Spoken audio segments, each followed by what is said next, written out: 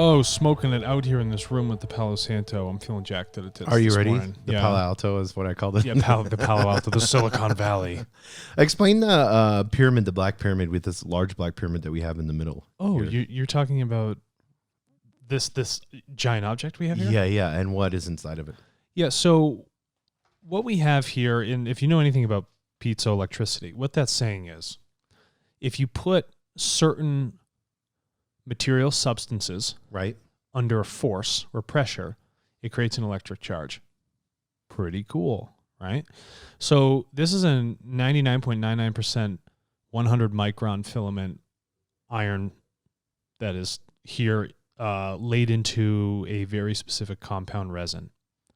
So that means this iron is being squeezed, and it's creating a consistent electrical charge. And then in the center of it is you have a very large quartz crystal, single termination, which means it's not pointed on both ends. It's flat on the bottom and pointed on one end. And it carries this pyramid, the shape carries the same ratio of what you would find over at Lake Giza. And so this squeezed energy in here actually starts to create a vortex pattern, which is then released through the top. So if you're squeezing that electricity, you need to send it in a current, a direction of current. And this shape here of this pyramid is conducive for doing that. So these translational circles that are spinning clockwise, going up to the top, they become tighter and tighter and tighter and create essentially a beam of energy that comes out the top. And under specific radiation photography, you can actually see what this looks like coming out of the apex of the pyramid or the capstone. So for this room, it's helping charge a specific area. But at the same time, this thing is also agnostic to energies. So if I want to pump bad energy, bad thought, whatever it is into it, it will just magnify that. So the key is to use this as an enhancement to your positive thinking. Yes. So if I'm releasing that sort of aura, that amount of radiation that is going into the atmosphere around me, objects and other things, because of my thoughts, I want that to permeate with these positive, right, evolutive thoughts moving through this. Wouldn't you want to double down on that stuff? Yeah. So and this is a lot like if they buy because you can go online and you can see the crystals and the resin and stuff like that. Yeah. And they'll have those little pyramids and they have the copper wire in it. Yeah. It's kind of almost, this is probably a little bit more detailed than that, but this is when you talk about orgone energy and orgonite, the original designs that are here, this pyramid that we bought was from one of the pupils of the gentleman who actually created orgonite. Mm-hmm. So these are the original designs, the original materials, everything right here. And you got to pay a lot more because this is a sizable piece. Right. But we think it's absolutely worth it. Oh, yeah, 100%. Yeah, enjoy it, love it. Even its effects on smoke, like when you put a smoke stream over the top, you can see that it actually consolidates that stream. Right, and makes it really tight. Makes it extremely tight. Where like right now, it's going like all around. Yeah. Much like if you were to sit down in meditation and begin to focus on a central point, you can actually get that smoke stream to tighten in the same focus. So if you use this, because I did a tarot card reading the other day and had the pyramid.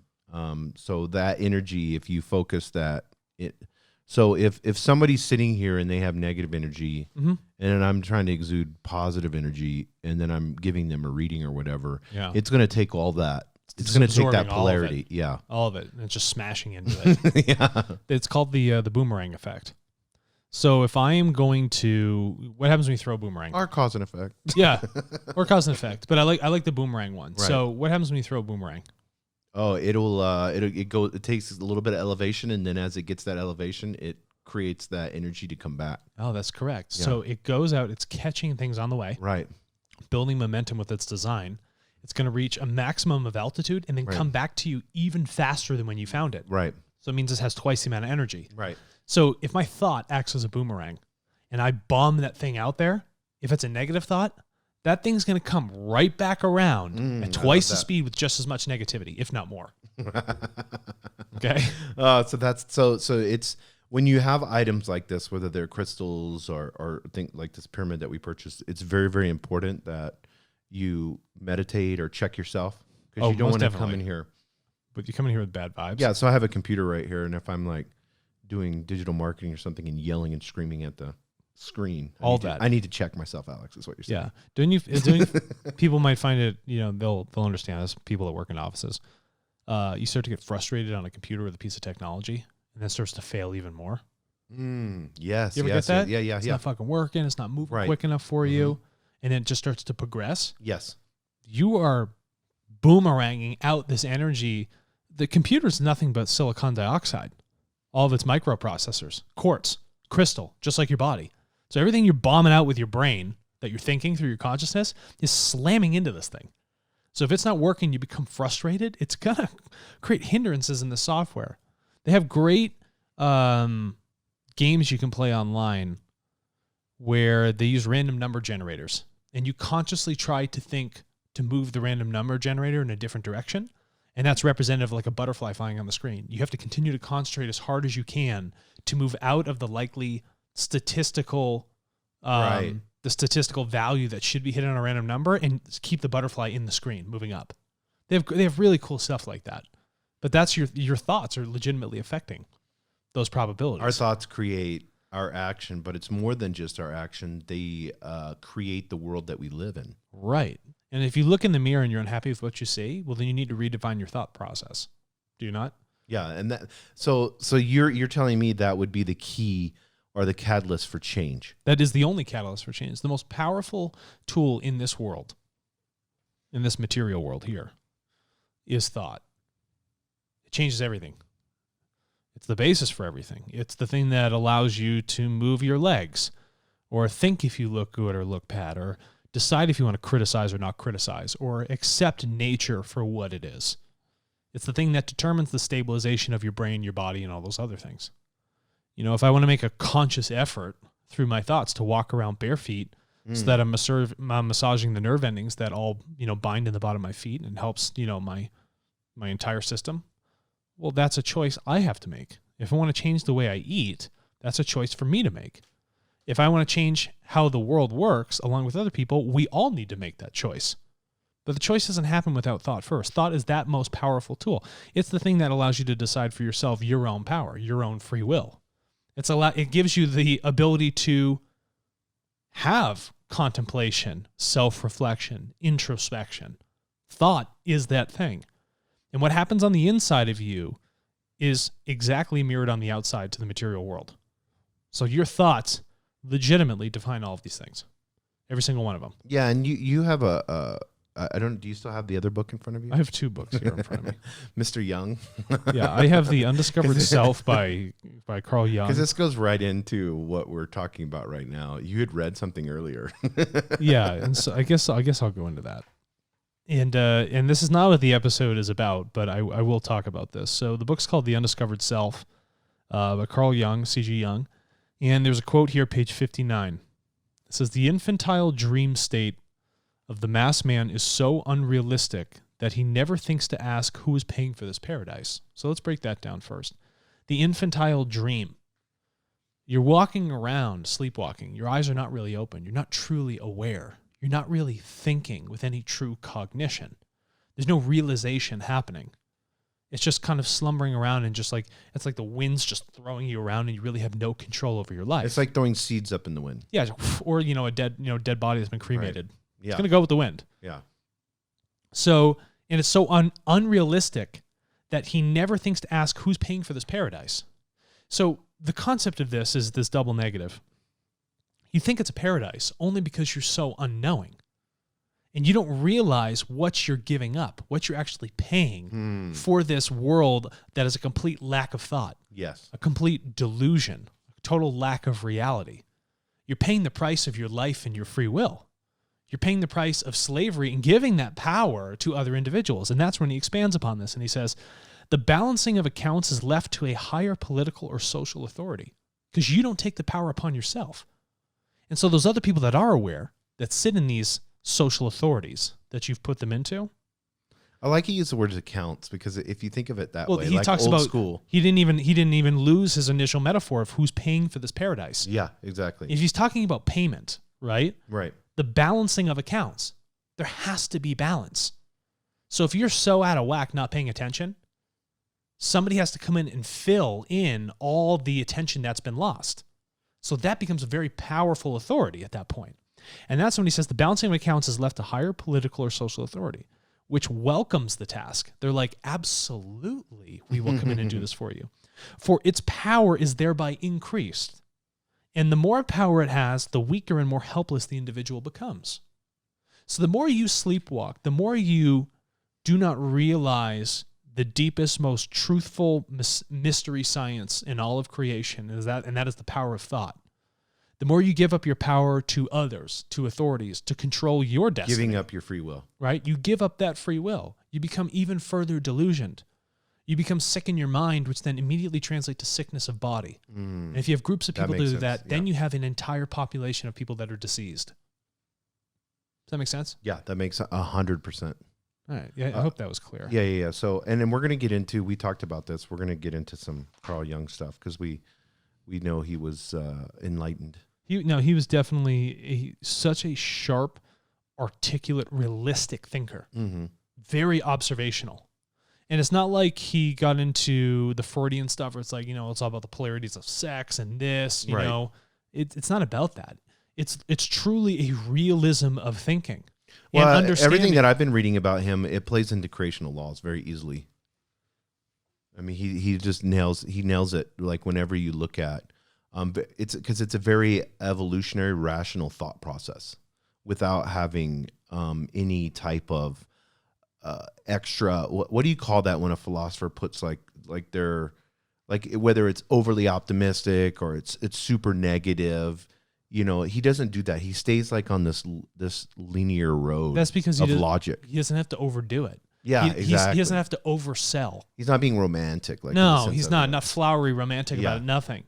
Yeah, and I want to touch on this other point. This is fabulous. I need to read this book. This is your book. I only picked this up and I was like, this is fantastic. Yeah, I was in my kitchen and he grabbed it. So they're talking about man. Not men, but humankind in general. Jung says, his environment cannot give him as a gift that which he can win for himself only with effort and suffering. On the contrary, a favorable environment merely strengthens the dangerous tendency to expect everything to originate from the outside. Even that metamorphosis which external reality cannot provide, namely a deep-seated change of the inner man. So what he's saying here is, regardless of the environment you put yourself in, outside, it is the thing that does not affect your internal reality. You have to change the internal reality, and then that will change the environment on the outside. So regardless of how much suffering or positive experience you go through, it's completely dependent on that perspective of what you've decided internally in your own mind. But that's totally opposite of the way that the world is living now, because we're expecting these external stimuli to influence us to the point to where we don't have to think. Right. He says, this, which is all the more urgent in view of the mass phenomena, it's a phenomena, something that people can't explain. All of them, all together. It's so whacked out of their own reality of today, and still the greater problems of the increase of population looming up into the future. So he realizes that as our population continues to grow at exponential rates, and we do not find that internal reality of truth, everything that's happening on the outside will only cripple us further. And he says, it is time we asked ourselves exactly what we are lumping together in mass organizations and what constitutes the nature of the individual human being, i.e. of the real man and not the statistical one. Do you know how you and I talk about not putting people in fucking buckets? Yeah. We talk about this a lot on Turtle. Right. Jung should come. I wish he was alive. He'd come work with us. But it's a phenomenal point because we always talk about meeting people where they are. Right. And not looking at someone as a statistic, but recognizing the individuality of an individual, but also bringing them together as a collective. So once that individual sees a true reality, understands it, and lives that reality of what it means to be a real human being, then they can share that with others. And then that comes out into this massive coalition, unifying effort of people being real human beings, not acting like a walking, slumbering, sleepwalking statistic. Oh, that's a heavy duty. So I want to break this down and then we'll get into, because we got to get into our episode or we'll have to start another one. Those are just my first thoughts on it. I've never read this before. This problems that we're having in the world and how we seem like we have more turmoil than we've ever had. And division has become so great, especially here in the United States, we're seeing, racism and everything else. And I was reading a book earlier today, and this plays right into it. And he was talking about this idea of how we replace things. You know, like, and he was talking about in France, whenever they had, a few years back, whenever they had terrorism hit, you know, and then we had, you know, the truck come in, and then the explosion, running people over and all that stuff. And he goes, it wasn't, you know, he's like, who really suffered? Who really suffered was the refugees. Because we get this paranoia as a collective, and then the news media plays up the hype and everything else, and then we start to think that we need to eradicate. And there's this collective side of things, and then there's this individual, and that's always the dichotomy. It's like, as a group, man, and then this is what he's talking about, and then us with our responsibility and our freedom as an individual and our free will. And then that rub back and forth. Do you see what I'm saying? It's like when we look at the elections here, you know, Joe Biden's president now, and, you know, you had Donald Trump and all that. And then how divisive this nation became. And then individuals began to give up their sovereignty and free will, and to begin to think negatively, like this, you know, collective consciousness of just pure negativity.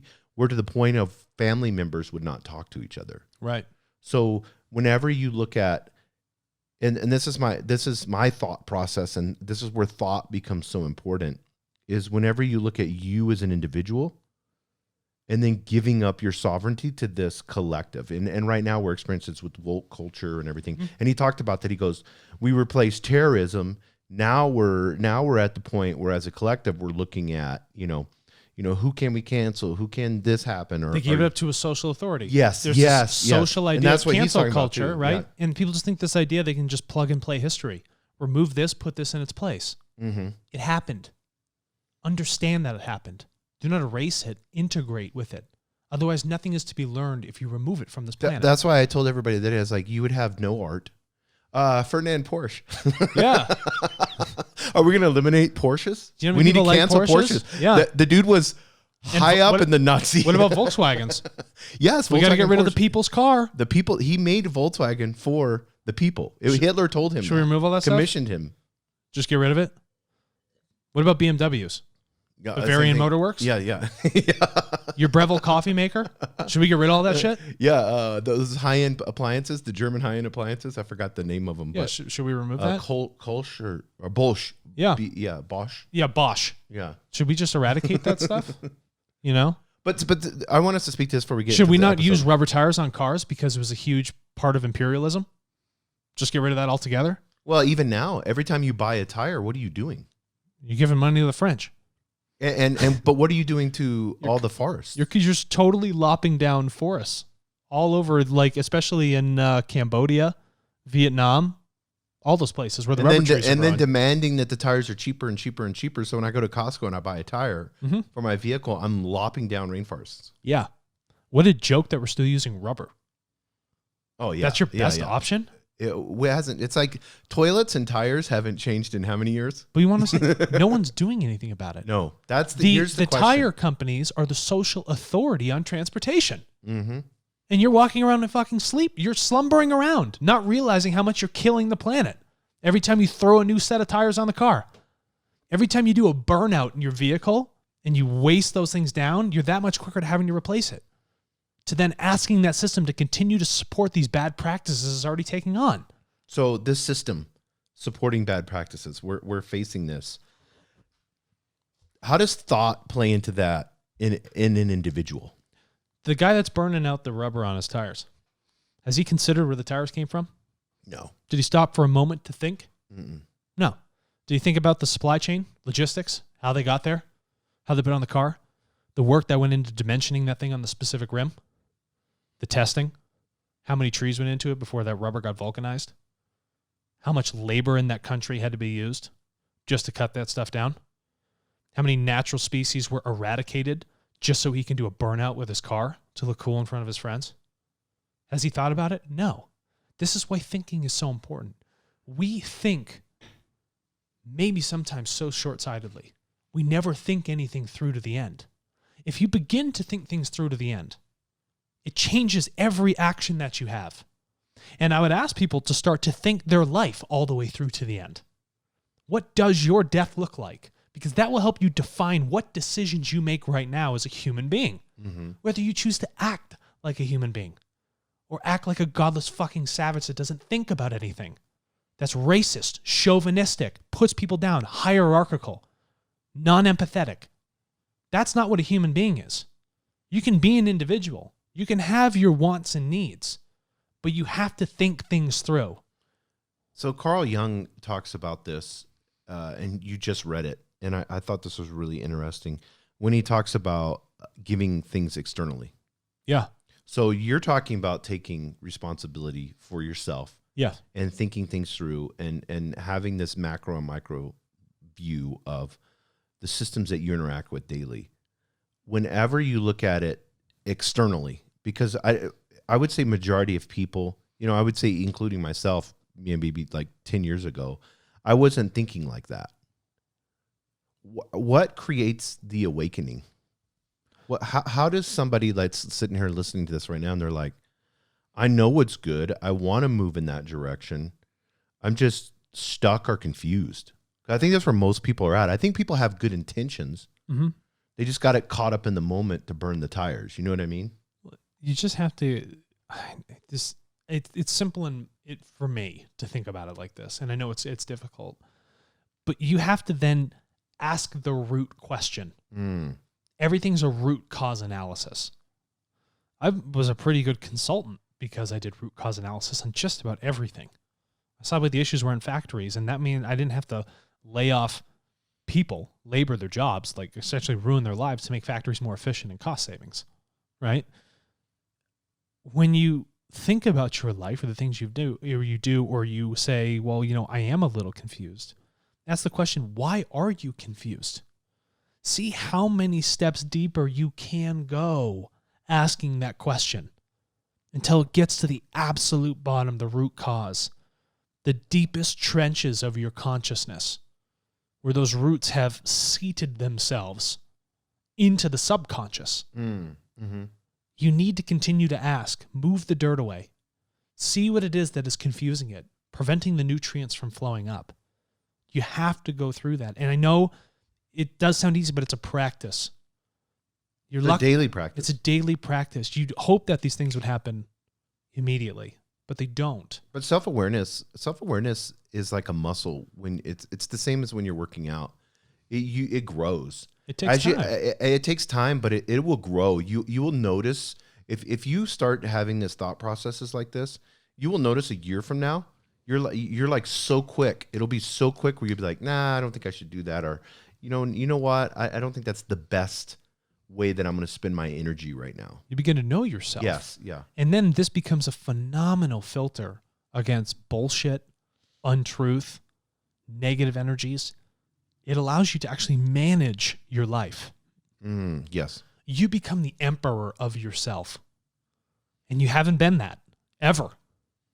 When you meet those people that are so self-aware, you can feel it. The conversation's different. The way they speak to you is different. The thoughts, the emotions, the tones penetrate deep into your consciousness. Even if you may negate it at first, it seeds itself in there because it's a deep, deep truth. And you just haven't seen it because you had so much crud in the way. Remove that crud. Remove all that stuff that blocks that. Be that person that walks around as that ever. Be in total control of your life. Don't be pushed around like seeds in the wind. Don't let some social authority decide for you who you are, what you should be. Do not be a statistic. You don't need to be. Be a human being. But that boils down to the choice of self-awareness, and that takes time. It requires practice. It requires concentration. Concentration is your basis for everything. Concentrate on the thought. Most people can think about something for a brief moment and then let it go. Mm-hmm. People are saying, I'm not good at math. I couldn't learn a language. Yes. Of course not, because you reinforce the muscle saying that you can't do these things. Right. You reinforce concepts into your subconscious that you cannot remember. Right. Or solve, or work with numbers, or be self-aware. Yeah, no, 100%, because I'm that way where I'll catch myself saying, I can't do this. And I call you out. I'm like, no. Yeah, exactly. Don't say that. That's ridiculous. Yeah, but I think whenever we look at Instagram and we look at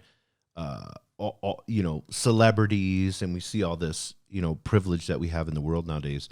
And then we say, because this is an intricate part of self-awareness, is to say, because your self-awareness becomes crippled, which is a great word, becomes crippled because of your lack of worth and who you understand who you are as creation. And who defines that worth? Because there's no emotion in your self-worth. No. If you really think about it, when you look at creation, because we're here, we were born, you're filled with reincarnated. There's no, so when you really understand creation and the power of creation and the power of what you have inside of you, then whether you're Prince Harry or, Nicki Minaj or Jason Rigby, it doesn't matter. No, it doesn't matter at all. You've just chosen that psychological association or attachment to this idea of the identity right now. But your real identity, your spirit, is timeless.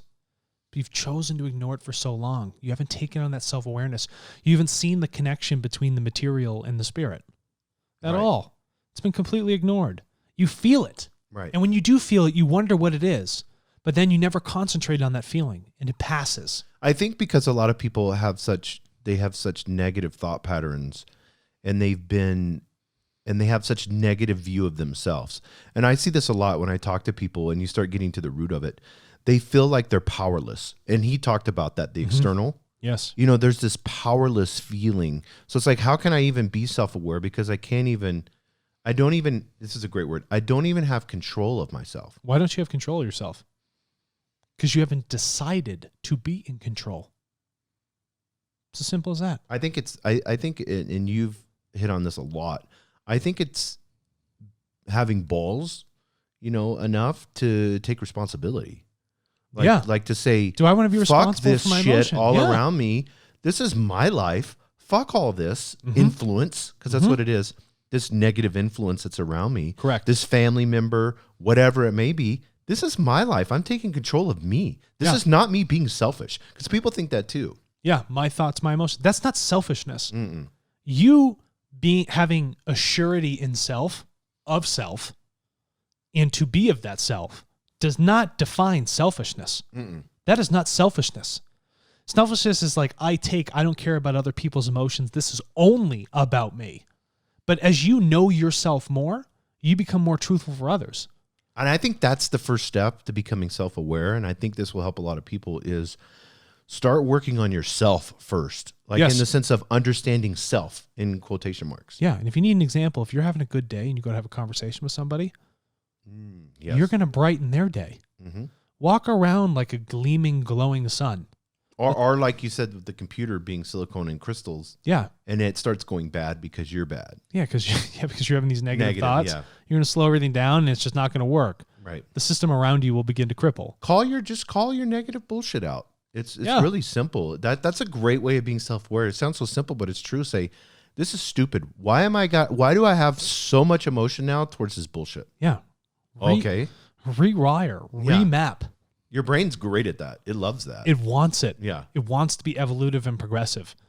You're just hindering yourself. Okay, Alex, we just did a whole episode. We did 30 minutes. We didn't even get into our ratios. We'll make this our first Carl Jung. Yeah, this is Carl Jung part But we're one. going to get into, so everybody knows, next episode, what are we going to get into? Ratios, yeah. Golden ratios, Fibonacci. All those things. And we're going to get into Plejaren teachings on it. Oh, yeah, we'll get into Plejaren teachings. Plejaren. I know, it's a pain to say. I know, yeah. And this is some extraterrestrial writings. Hey, they're on it, though. Yeah, they're on it. Cool. Thanks, guys.